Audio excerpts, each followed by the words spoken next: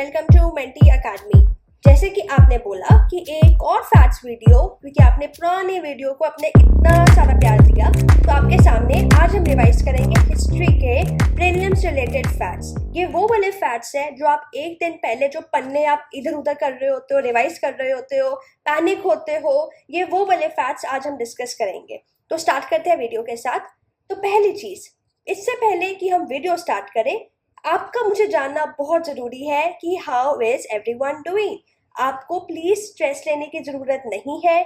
अच्छा खाओ, अच्छे तरह रिवाइज करो, अपनी स्लीप पूरी करो, मिनिमम अपनी 8 घंटे की कोशिश करो कि नींद पूरी रखो ताकि आपका हेल्दी माइंड रहे, आप अच्छे से स्ट्रेस फ्री रहो जब आपने एग्ज़ाम देने जाना है। तो आइए स्टार्ट करते हैं आज की वीडियो। आज की वीडियो पहला टॉपिक है arrival of Europeans in India. तो यहाँ पर मैं आपको बताऊंगी कुछ ऐसे फैक्ट्स कि पोर्चुगीज ने कब अराइव किया था 1498 के अंदर, इंग्लिश ने किया था 1600 के अंदर, डच ने किया था इन 1602, डैनिश दैट इज 1616 और फ्रेंच ने 1667। अब ये तो था कि यूरोपियंस कैसे आए और कब आए। अब जब यूरोपियंस आ गए, उन्होंने अपनी फर्स्ट फैक्ट्री भी तो एस्टैब्लिश करी। तो कहाँ कहाँ पे करी? पोर्चुगीज ने 1503 के under Calicut that is in Kerala, वहां पे अपनी लोकेशन करी फर्स्ट फैक्ट्री की। डच ने करी 1605 मसूलीपट्टनम में, इंग्लिश ने करी सूरत में, डांस ने करी टैंकबार ने 1616 में और फ्रेंच ने करी सूरत में। अब हमने ये भी देख लिया। अब जब यूरोपियंस आए तो यूरोपियंस ऑब्वियसली एक ऑल्टरनेट रूट ढूंढ रहे थे इंडियन सब कॉन्टिनेंट में आने के लिए, दैट इज एशिया के लिए, by passing the Red Sea region. तो उस टाइम पे एक था old world versus new world. तो ऑलरेडी यूपीएससी ने 2015 में क्वेश्चन पूछा था कि which of the following constitute new world. तो आपको पता होना चाहिए ओल्ड वर्ल्ड मतलब जिसको हम एफ्रो यूरेशिया बोलते हैं, जिसमें आपका अफ्रीका, एशिया, यूरोप आता है। अब जो ये बेसिकली टर्म है, ये उन कॉन्टिनेंट्स को आती है जो आपको एंशिएंट मेडिवल वर्ल्ड में before significant European global exploration से पहले की बात है। अब आता है न्यू वर्ल्ड। न्यू वर्ल्ड में आपके आते हैं America's, that is the north and south America और जो नियर बाय आइलैंड्स है। अब जो ये टर्म है, ये आपकी इमर्ज हुई एज ऑफ डिस्कवरी के बाद, प्राइमरली फॉलो करते हुए जब क्रिस्टोफर कोलंबस की वॉयज, जो कि यूरोपियन डिस्कवरी आगे जाके हुई अमेरिकन कॉन्टिनेंट की। अब हमने ये भी देख लिया। अब हम देखेंगे कि पोर्चुगीज के मेन कौन कौन लीडर्स थे और उन्होंने क्या क्या पॉलिसीज वो लेकर आए, जो हमारे एग्जाम के लिए क्वेश्चन बहुत इंपॉर्टेंट है। तो पहले हम स्टार्ट करते हैं पोर्चुगीज से। तो वास्को द गामा आते हैं, उसके बाद यहाँ पे पेड्रो अल्वारेस कैब्रियल आते हैं और फिर आते हैं फ्रांसिस्को डी अल्मेडा। अब जब ये आते हैं तो पहले हम इनके बारे में कुछ फैक्ट्स भी देख लेते हैं। तो Vasco the gamma first European थे जब वो इंडिया आए फ्रॉम द सी रूट। ये 1498 में इंडिया पहुंचे कैलिकट में, जहाँ पे रूलर था जमोरिन, और यहाँ पे गुजराती पायलट के साथ ये आए, दैट इज अब्दुल माजिद। उसके बाद आपके पेड्रो अल्वारेस कैब्रियल आए, नॉट सो इम्पोर्टेंट। उसके बाद फिर फ्रांसिस्को डी अल्मेडा आए, वेरी इंपॉर्टेंट, जो फर्स्ट पोर्चुगीज गवर्नर थे इंडिया में। अब ये कुछ चेंजेस लेके आना चाहते थे। इन्होंने ये चाहते थे कि जो पोर्चुगीज है वो मास्टर्स हो जाए इंडियन ओशन के। तो इन्होंने स्टार्ट करी ब्लू वाटर पॉलिसी। अब ब्लू वाटर पॉलिसी मतलब कि इंस्टेड हम फैक्ट्रीज बनाते रहे, हमें सी में पावरफुल होना है, ये थी ब्लू वाटर पॉलिसी। इसके बाद आए आपके अल्फोंसो डी एल्बेक्यू इन 1509। अब ये हम बोलते हैं रियल फाउंडर थे पोर्चुगीज पावर के इंडिया में, क्योंकि इन्होंने इंट्रोड्यूस करा कार्टा सिस्टम। अब इस सिस्टम में क्या था कि आपको लाइसेंस या पास लेना होगा, और यहाँ पे पोर्चुगीज सारे मर्चेंट शिप्स को बोलते थे कि आपको लाइसेंस पास हमसे खरीदना पड़ेगा। अब आते हैं, इन्होंने फिर गोवा भी कैप्चर करा फ्रॉम सुल्तान ऑफ बीजापुर, और सबसे इंपॉर्टेंट जो क्वेश्चन ऑलरेडी यूपीएससी पूछ चुका है कि इन्होंने अबॉलिश करा सती कुछ टेरिटरीज में। फिर आते हैं नीनो द कूना, जैसे कि इनका नाम है, इन्होंने काम भी थोड़ा बहुत ऐसा ही करा, बस हेडक्वार्टर शिफ्ट कर दिया कोची से लेके गोवा तक इन 1530। अब हमने ये भी देख लिया। अब हम पोर्चुगीज के कुछ बैटल्स भी देख लेते हैं जो यूपीएससी पूछता है। पहला है बैटल ऑफ कैनोर, जो आपका 1506 में हुआ। फिर बैटल ऑफ चौल 1508 में हुआ। फिर बैटल ऑफ ड्यू 1509 में। फिर आपका गोवा का कॉन्क्वेस्ट हुआ 1510 में, और फिर बैटल ऑफ सुवाली आपका 1612 में, और लास्ट में आपका बैटल ऑफ फिर गोवा हुआ, दैट इज 1638 में। अब कुछ कॉन्ट्रीब्यूशंस थी, ये क्या क्या लेकर आए जब ये आए। तो ये टोबैको लेकर आए, पोटैटो लेकर आए, पाइनएप्पल लेकर आए, चिलीज लेकर आए, कैश्यू नट्स लेकर आए। अब आपको इसको याद कैसे रखना है, क्योंकि इस पे भी ऑलरेडी यूपीएससी क्वेश्चन पूछ चुका है। अब इसको याद कैसे रखना है, इमेजिन करो आप पिज्जा खाते हो, तो पोर्चुगीज पिज्जा मतलब आप ऐसे याद करो पिज्जा के ऊपर टॉपिंग्स होती है ना। ये बहुत ही इंटरेस्टिंग एक ट्रिक है, मेरी एक फ्रेंड ने बताई थी, तो मैं आपके साथ शेयर कर रही हूँ कि जैसे वो टॉपिंग्स होती है उस तरह से आप याद कर सकते हो कि पोर्चुगीज से कि वो पिज्जा, जैसे आप उसमें आलू, पाइनएप्पल, चिली सब कुछ डाल सकते हो। अब फर्स्ट प्रिंटिंग प्रेस भी 1556 गोवा में एस्टैब्लिश हुई। अब जब अराइवल हुआ पोर्चुगीज का, तो ये इमर्जेंस ऑफ मेरीन पावर जो थी वो सबसे पहले यहाँ से ही शुरू हुई।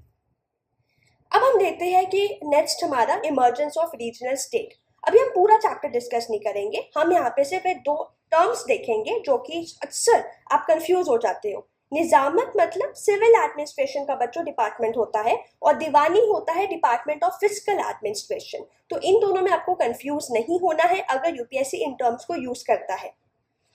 अब हम देखते हैं क्लासिफिकेशन ऑफ अपराइजिंग्स। तो that means very important chapter. हम बहुत कंफ्यूज रहते हैं, हमें याद नहीं रहता, तो मैंने शॉर्टेस्ट सबसे ज्यादा टेबल बनाया है कि आप इसी वीडियो के थ्रू रिवाइज कर लो। अब 3 तरह की आपकी अपराइजिंग्स आई। एक तो थी आपकी सिविल रेबेलियन, एक थी आपकी पीसेंट मूवमेंट, और थी ट्राइबल अपराइजिंग। अब आपको मैंने ये जो चार्ट दिया है ये इसलिए दिया है कि आप यहाँ से अपने दिमाग में एक बिठा लो कि सिविल कौन सी थी, उसमें कौन कौन से सब कैटेगरी थी, ताकि जब क्वेश्चन आए यूपीएससी में तो आप एलिमिनेट कर पाओ। आपको एटलीस्ट ये याद हो कि अच्छा ये तो पीसेंट मूवमेंट थी, और अगर स्टेटमेंट थोड़ी बहुत ट्विस्ट होगी तो you know what to write और what to understand that situation. तो सिविल में आपकी आती है पॉलिटिकल रिलीजियस, और दूसरी थी फ्यूडल रिवोल्ट जो कि आपके जमींदार और रूलर्स के थ्रू थी। अब पॉलिटिकल रिलीजियस में आपकी आती है सन्यासी 1770 में, फिर आपकी आती है फकीर, फिर आती है फकीर रेबेलियन के बाद पागलपंथी मूवमेंट, फिर वहाबी मूवमेंट, मोपला अपराइजिंग, फिर रजी रिवोल्ट और कुका रिवोल्ट। ये सब आपके पॉलिटिकल रिलीजियस कॉजेस थे। फिर फ्यूडल रिवोल्ट में आके आप आते हैं जहाँ जमींदार और रूलर्स का था, वो था आपका पॉलिकर, फिर आपका था वेलोर म्यूटेनी, फिर था आपका वेलू थम्पी, और साथ ही में यहाँ पे आपका था रामोसी, कितूर, घदघारी, ये आपका 1844 में था। अब हमने देख लिया, अब हम देखेंगे कुछ पीजेंट मूवमेंट्स भी तो हुई। कौन कौन सी थी? Indigo revolt, Pabna unrest, Deccan riots, किसान सभा, ईका movement, Tebhaga and Telangana movement, और साथ में मैंने मेंशन करे किस किस साल में ये सब हुआ। ट्राइबल अपराइजेंस में आपकी आती है चुआर, कुकी रिवोल्ट, अहोम रिवोल्ट, खासी, खोल एंड साथ में खोन और संथल रेबेलियन। अब यहाँ पे इंपॉर्टेंट है कि संथल कहाँ पे आता है और सन्यासी, अक्सर बच्चे बहुत कंफ्यूज होते हैं, सो मेक श्योर कि आपके दिमाग में रहे कि कौन सी अपराइजिंग है। अब हमने देख लिया जो बेसिक फैक्ट्स जो हम अक्सर, मैंने आपको जैसे स्टार्ट किया वीडियो बोला कि हम पढ़ने पलट रहे होते हैं, लेकिन अब हम देखेंगे सबसे इंपॉर्टेंट हमारी मॉडर्न इंडियन हिस्ट्री की टाइमलाइन। इसमें से आपके मैक्सिमम क्वेश्चन मॉडर्न हिस्ट्री के सॉल्व हो जाएंगे। अगर इसके कोई बाहर आता है तो मान के चलिए वो किसी से सॉल्व नहीं होगा, एक आधा क्वेश्चन कोई बहुत टफ आता है। इवन ये कहते हैं कि मॉडर्न हिस्ट्री आसान होती है, अगर 10 क्वेश्चन है तो ट्राई टू अटेम्प्ट कि एटलीस्ट 7 to 8 आपके सही होने चाहिए उसमें से। तो स्टार्ट करते हैं। तो पहला आपका 1700 में फैक्ट्री एस्टैब्लिश होती है। कहाँ पे होती है? कैलकाटा के अंदर होती है। 1717 में फारूसियार आते हैं, फरमान देते हैं ईस्ट इंडिया कंपनी को कि चलो अपनी ट्रेड कर लो आप अपनी बंगाल में। 1715 में अब कर्नाटक वॉर शुरू हो जाती है। तो पहली आपकी होती है 1746 to 48, जहाँ पे आपकी फर्स्ट मिलिट्री ये एडवेंचर होता है रॉबर्ट क्लाइव का। नेक्स्ट आपका 1749 के अंडर होती है जहाँ ट्रीटी ऑफ पौंडीचेरी साइन होता है। 56 से 63 में आपकी ट्रीटी ऑफ पेरिस साइन होती है। अब हम देखते हैं नेक्स्ट 1757 के अंडर। तो 1757 के अंडर आपका आता है बैटल ऑफ प्लासी, जो कि ब्रिटिश वर्सेस नवाब के बीच में होता है। तो स्टूडेंट्स इसमें क्या बेसिकली मैं आपको समराइज कर देती हूँ कि अलीवर्दी खान उस टाइम पे पावर पे आते हैं, स्ट्रिक्ट पॉलिसी होती है ब्रिटिश के साथ, और वो ग्रांट करते हैं फेवरेबल ट्रेड फारूसियार के द्वारा बाय 1717। अब अलीवर्दी ने देख लिया होता है कि जो ब्रिटिश और फ्रेंच है वो किस तरह से एक प्रॉक्सी वॉर्स खेल रहे होते हैं कर्नाटक में यूजिंग लोकल रूलर, तो वो बचाना चाहते हैं बंगाल को उससे, इसलिए ब्रिटिश कंप्लेन करते रहते हैं वो फरमान को लेकर कि वो इम्प्लीमेंट नहीं हुआ है, वो ये सब नहीं हुआ है। तो होता क्या कि 1756 के under actually basically Alivardi Khan मर जाते हैं, और उनके जो पोता होते हैं सिराजुद्दौला वो नवाब बन जाते हैं बंगाल के। अब वो सस्पिशियस तो होते हैं कि बंगाल की जो ब्रिटिश की क्या मतलब नेचर है, तो उनको बोलते हैं कि आप फोर्टिफिकेशन जी देखो बंद कर दो। अब लेकिन होता क्या, फ्रेंच भी उस टाइम पे रिसेंटली ऑक्यूपाई हुआ होता है, तो इससे क्या होता है नवाब गुस्सा हो जाते हैं, वो चाहते हैं कि अब हमें ये सब नहीं चाहिए, ब्रिटिश भी अपना फोर्टिफिकेशन नहीं रोकते हैं, तो नवाब ईस्ट इंडिया कंपनी पे अटैक कर देते हैं कलकत्ता में, और वहां पे एक ब्लैक होल इंसिडेंट होता है एंड दे रैंसेड द सिटी। अब ये था कुछ एक समराइज वर्जन की क्या क्या हुआ, पर आपको डेट जानना बहुत इंपॉर्टेंट है। अब 1761 में होता है बैटल ऑफ पानीपत, जो कि आपका मराठा वर्सेस अफगान होता है। अब यहाँ पे सबसे इंपॉर्टेंट आपको क्या जानना है कि ब्रिटिश इसमें इन्वॉल्व नहीं होता है। तो यहाँ पे एकदम से आप मान के चलिए बेसिकली जो वॉर्स होती है वो दोनों साइड्स पे, जिसके बीच में मराठा वर्सेस अफगान, जैसे मैंने आपको बताया, दैट इज द शाजा और दौला ऑफ अवध। अब यहाँ पे इंपॉर्टेंट है 1763, जहाँ पे कार्नेटिक वॉर अब खत्म होती है, पौंडीचेरी फ्रेंच को हम वापस कर देते हैं। सन्यासी रेबेलियन भी इसी दौरान होता है, that is Bengal East India में। अब आते हैं 1764, यहाँ पे आपका होता है बैटल ऑफ बक्सर। और 1767 में आपका होता है एंग्लो मैसूर वॉर, ये भी बहुत बहुत इंपॉर्टेंट है। अब यहाँ पे फर्स्ट एंग्लो मैसूर में आपकी साइन होती है ट्रीटी ऑफ मद्रास, सेकंड में आपकी होती है ट्रीटी ऑफ मैंगलोर, और उसके बाद फिर ट्रीटी ऑफ श्रीरंगपट्टनम, और फिर जो बाद में 1799 में मैसूर मराठास को दे दिया जाता है, मराठास और निजाम को। अब 1773 में आपकी गवर्नमेंट एडमिनिस्ट्रेशन स्टार्ट हो जाती है, जहां से आपके रेगुलेटिंग एक्ट शुरू होते हैं। 1775 में एंग्लो मराठा, इसमें आपकी यहाँ पे पहले हमने देखी थी जो आपकी ये थी आपकी एंग्लो मैसूर वॉर। अब आपकी 1775 से मराठा में पहली आपकी होती है ट्रीटी ऑफ सालबई, फिर आपकी आती है ट्रीटी ऑफ बासेन, और फिर थर्ड आपकी होती है ट्रीटी ऑफ ग्वालियर। 1784 में आपका पिट्स इंडिया एक्ट होता है, और 1793 में कॉर्नवालिस इंट्रोड्यूस करते हैं परमानेंट सेटलमेंट। कहाँ इंट्रोड्यूस करते हैं? बंगाल में, क्योंकि डिमांड्स बहुत सारी रेज की जाती है ब्रिटिश में सिंस रेगुलेटिंग एक्ट 1773 में, तो ये फर्स्ट इकोनॉमिक रेगुलेशन बनता है ब्रिटिश इंडिया में। अब 1795 में बंगाल एक रेगुलेशन पास होता है, जहां पे आपका इन्फेंटिसाइड को इलीगल डिक्लेयर कर दिया जाता है। 1799 में आपकी आती है चुआर अपराइजिंग, जो कि आपकी मिदनापुर बंगाल ईस्ट इंडिया में होती है, ये फेमाइन के कारण हुई होती है। अब आता है 1803, जहाँ पे आपकी एंग्लो मराठा, यहाँ पे आपने हमने अभी जैसे हमने ऊपर देखा, वहाँ पे ट्रीटी ऑफ बासेन के साथ ये साइन होती है, बाजीराव टू ये साइन करते हैं। 1813 में आपका आता है चार्टर एक्ट 1813 का। फिर आपका 1815 में आती है आत्महत्या सभा, और 1817 में आपकी आती है that is the third Anglo Maratha war. जैसे कि अभी हमने देखा कि सारे अब जो मराठा पावर है वो ब्रिटिश के साथ होते हैं, जो इंडियन टेरिटरी को कंट्रोल करते हैं। 1828 में आता है ब्रह्मो समाज। 1829 में विलियम बेंटिक अबॉलिशन कर देते हैं सती को। 1830 में आपका शुरू होता है धर्म सभा, जो कि आपका राधा केन देव आपके एस्टैब्लिश करते हैं। अब 1833 में आपका फिर से चार्टर एक्ट आता है, और साथ में 1835 में आपका मेडकैप रिपील कर देते हैं, जो आपका लाइसेंस होता है, जो कि फ्रीडम ऑफ प्रेस के ऊपर कुछ रिस्ट्रिक्शंस लगी होती है। 1853 में जाके आपका फिर चार्टर एक्ट की सीरीज आती है, और साथ में 1854 में अब आपका आता है वुड डिस्पैच, जो कि आपका होता है लॉ डलहौजी, जहां पे आपका वो बोलते हैं कि हमें एजुकेशन डिपार्टमेंट सेटअप करना है हर एक प्रोविंस में, और यूनिवर्सिटीज को भी लंदन यूनिवर्सिटी के मॉडल पे हमें एस्टैब्लिश करना है। कहाँ पे? बॉम्बे में, कैलकाटा में और मद्रास में। अब हम देखेंगे 1856 में आपका हिंदू विडो रिमैरेज एक्ट पास होता है।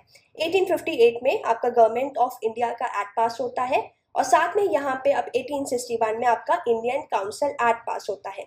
1865 में आपका स्प्लिट आ जाता है ब्रह्मो समाज में। अब 1866 में ईस्ट इंडिया एसोसिएशन फाउंड होती है बाय दादा भाई नारोजी, और फिर आता है 1870 में आपका मेयो का रेजोल्यूशन आता है, जो कि फिस्कल डिसेंट्रलाइजेशन होता है सेंटर से प्रोविंसेस में। 867 में आपका होता है पूर्ण सार्वजनिक सभा। आपका पूर्ण सार्वजनिक सभा जो कि फॉर्म कौन करता है? आपका रनाडे, ताकि हम रिप्रेजेंट कर पाए जो लोगों की एस्पायरेशंस होती है गवर्नमेंट के प्रति। 1873 में आपका सत्य शोधक सभा बाय ज्योतिबा फुले एस्टैब्लिश होता है। 1875 में आर्य समाज बाय दयानंद सरस्वती आपका एस्टैब्लिश होता है। 1883 में आपका इल्बर्ट बिल, जो कि एक कंट्रोवर्सी होती है कि एक अमेंडमेंट प्रपोज होती है एग्जिस्टिंग लॉज को लेकर कि अब हम इंडियन जजेस को अलाउ करेंगे, दैट इज मैजिस्ट्रेट्स को अलाउ करेंगे to try British offenders in criminal cases. 1885 में आपकी फाइनली आईएनसी फॉर्म होती है, फर्स्ट प्रेसिडेंट होते हैं डब्ल्यू सी बैनर्जी। 1890 में आपकी कदमबनी जो होती है ये फर्स्ट वेमेन होती है जो एड्रेस करती है आईएनसी को। 1891 दैट इज 1890 आगे आपके छोटे छोटे जो इवेंट्स हुए थे वो आपके इतने इंपॉर्टेंट नहीं है, बट फिर भी मैं आपको बता देती हूँ। 1891 में आपका एक लीगल एज जो थी शादी के लिए दैट इज फ्रॉम 10 to 12 की जाती है। आपकी 92 में आपकी काउंसिल एक्ट आता है, और 1896 में आपका बॉम्बे प्लेग आता है। अब हम देखेंगे 1904 ऑफिशियल सीक्रेट एक्ट आपका पास होता है। फिर 1905 में आपका Shyamji Krishna Verma home rule society London में एस्टैब्लिश करते हैं और साथ ही में यहाँ पर आपके गोखले आपके सर्वेंट्स ऑफ इंडिया सोसाइटी भी एस्टैब्लिश करते हैं। और 1905 में एक और इम्पॉर्टेंट ये भी बात है कि ऑब्वियसली पार्टीशन ऑफ बंगाल और स्वदेशी मूवमेंट भी स्टार्ट होती है। 1907 के अंदर आपका मुस्लिम लीग फाउंड होता है और आईएनसी में आपका सूरत स्प्लिट देखने को मिलता है। 1911 में फाइनली एनलमेंट हो जाती है बंगाल की और 1912 में आपके रियाश भारी बोस आपके जो हमने सबसे ये आपने बहुत ज़्यादा सुना होगा कि 1912 में जब वो सचिन सन्याल और साथ में रियाश भारी बोस बॉम्ब थ्रो करते हैं वाइसरॉय हार्डिंगे पे। 1914 में आपकी गदर पार्टी होती है और साथ में यहाँ पे आफ्टर द इंसिडेंट कोमागाटू इंसिडेंट भी होता है। 1916 के अंदर आपका लखनऊ पैक्ट होता है। फिर 1918 में आपकी खेड़ा अहमदाबाद मिल स्ट्राइक और रोलैट एक्ट आपका ये पास होता है। 1920 में जाके आपकी नॉन कॉपरेशन मूवमेंट होती है, दैट इज द खिलाफत मूवमेंट यहाँ पे स्टार्ट होती है। 1929 में आपका आईएनसी डिक्लेयर कर देता है पूर्ण स्वराज और साथ ही में यहाँ पे एक और इम्पॉर्टेंट है जो लीग के दैट इज मुस्लिम लीग के जो जिन्ना के 14 पॉइंट इशू होते हैं और यहाँ पे मेरठ कंस्पायरेसी भी होता है और दिल्ली मैनिफेस्टो भी यहाँ पे 1929 में हुआ था। 1930 में आपकी फर्स्ट आरटीसी होती है। 1931 में आपका गांधी अरविंद पैक्ट साइन होता है। 1935 आपका बहुत important that is a government of India act ही है और साथ में यहाँ पे इम्पोर्टेंट है गवर्नमेंट ऑफ इंडिया एक्ट से कि आरबीआई इसी से एस्टैब्लिश हुआ था। 1944 में आपका वेवल प्लान आता है, दैट इज कौन सा वाला जो शिमला कॉन्फ्रेंस हुई थी और साथ ही में 1946 में आपका कैबिनेट मिशन आता है और 1946 में ही आपका एक तो अगस्त में कॉमनवेल्थ रायोट्स हमें देखने को मिलते हैं। फिर उसके बाद सितंबर में जाके हमें कांग्रेस गवर्नमेंट जो होती है वो आपकी हमें देखने को मिलती है और अक्टूबर में फाइनली जो मुस्लिम लीग है वो इंटरिम गवर्नमेंट को ज्वाइन कर लेती है। फाइनली 1947 में जाकर अब इतना कुछ होने के बाद फाइनली हमारी सब कुछ एफर्ट्स के बाद हमें माउंटबैटन प्लान आता है और हमें 15 अगस्त को आज़ादी दैट इज 15 को इंडिपेंडेंस हमें मिल जाती है। सो ये थी आपकी एक पूरी modern Indian history. I really hope कि इनमें से तो बाहर नहीं आएगा क्वेश्चन अगर आपने इस वीडियो को बहुत अच्छे से और अभी तक इस वीडियो को देखा है। सो अगर आपको ये वीडियो लगी, you all know what to do. Thank you, like, share and subscribe to the मेंटी academy. Thank you, have a nice day. और आपको अगर कोई पर्टिकुलर सब्जेक्ट के फैक्ट्स में आपको बहुत ज़्यादा मुश्किल आ रहा है, please let me know in the comment section. अब नेक्स्ट वीडियो आपकी उसी पर आएगी। Thank you, have a nice day.